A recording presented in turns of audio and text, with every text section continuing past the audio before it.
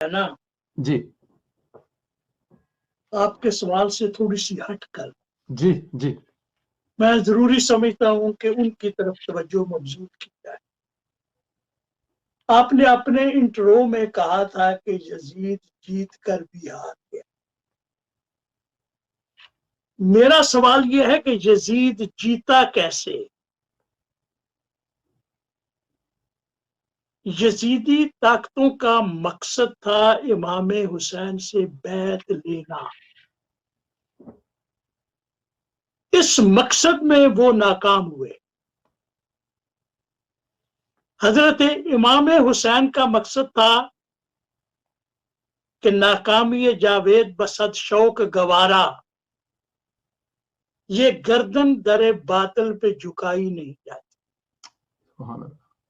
اب اس کربلا کے مارکا کو اگر میرے ویژن سے دیکھا جائے تو فتح حضرت امام حسین کی. بے شک بے شک بے شک. اس کے بعد پھر دوسری چیز، سر بلندی کس کے حصے میں آئی؟ نواسۂ رسول. اب دیکھیں، وہ چاہتے تھے نا کہ امام حسین کا ہاتھ جو ہے وہ یزید کے ہاتھ میں آئے. بے شک. میرا سوال یہ ہے کہ بھئی تم ہاتھ کاٹ کے لے جاتے، جا کر یزید کے ہاتھ میں دے دیتے. لیکن وہ خواجہ خواجگان حضرت خواجہ معین الدین چشتی نے فرمایا کہ سر داد نہ داد دست در دست یزید. اللہ تبارک و تعالیٰ نے حضرت امام حسین کے ہاتھ کی شہادت کے بعد بھی حفاظت فرمائی کہ یہ ہاتھ یزید کے تک نہیں پہنچے. اور پھر سر بلندی کس کو نصیب ہوئی؟ امام حسین،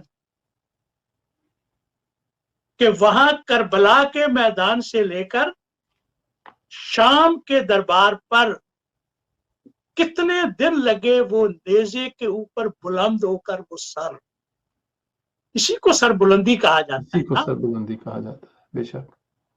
دیکھیں اللہ تبارک و تعالیٰ کے انتظامات، دیکھیں کہ وہ نیزے کے اوپر سر بلند ہے، سرفرازی ہے، سر بلندی ہے. اور پھر لوگوں نے دیکھا کہ کیسے شہید کا سر جو ہے وہ قرآن پاک کی تلاوت کر رہا. سبحان اللہ. کربلا میں حضرت امام حسین نے جو ہمیں سبق دیے، ان میں سے ایک سبق یہ بھی ہے کہ اہل بیت رسول جسے حق نہیں سمجھتے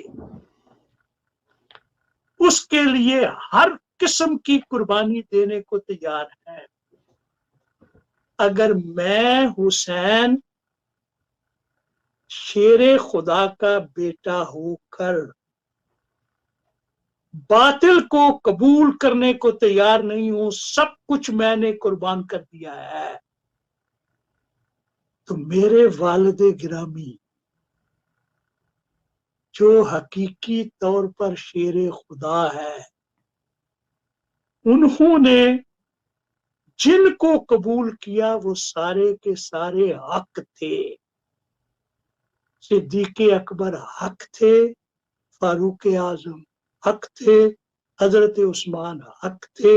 اگر صدیق اکبر منصب خلافت کے حقدار نہ ہوتے، منصب خلافت کے اہل نہ ہوتے، تو واقعہ کربلا جو ہے 61 ہجری نہیں 11 ہجری میں ہوتا، اور اس کی قیادت جو ہے وہ حضرت امام حسین نہیں حضرت علی رضی اللہ تعالیٰ عنہ فرما رہے ہوتے کہ جو کچھ بھی ہو جائے ہم صدیق کو خلیفہ ماننے کو تیار نہیں ہے، یہ خلافت کے حقدار نہیں ہے، خلافت کے اہل نہیں ہے.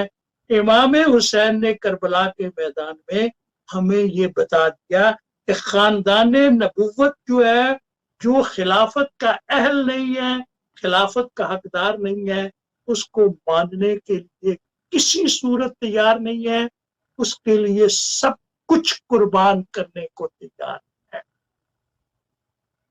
मेरी नजर में करबला जो है उसके ये एक बहुत बड़ा दर्स है। बेशक और फिर दूसरी चीज जो मैंने अर्ज की, फतह किसके हिस्से आई? अगर तो बैत करवाने में कामयाब हो जाते तो हम कहते कि यजीद, बिल्कुल ठीक। यजीद का मकसद बैत करवाना था।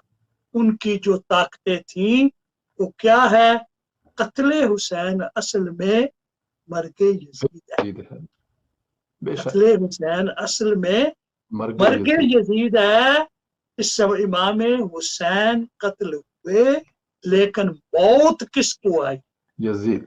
यजीद को आई। इमाम हुसैन जो है वो तो दायमी जिंदगी पा गए, इस कदर जिंदगी पा गए कि क़यामत तक जब भी हक और बातिल का मार्का जो होगा तो दुनिया मोटिवेशन और इंस्पिरेशन हासिल करने के लिए इमाम हुसैन की तरफ देखेगी और कहेंगी कि हम हुसैनी हैं, हम यजीदी नहीं है। और उनकी नजर में इमाम हुसैन की इस्तिकामत, मकाम हजरत इमाम हुसैन का किरदार जो है वो आएगा और उससे इंस्पिरेशन और मोटिवेशन ता क़यामत जो है वो मुसलमान भी हासिल करते रहेंगे और हत्ता के गैर मुस्लिम जो है वो भी हासिल करेंगे कि कैसे उसूलों की खातिर जो है वो तमाम कुर्बानियां दी जाए। मेरी नजर में वाक़यात करबला का जिक्र करते हुए इन पहलुओं पे भी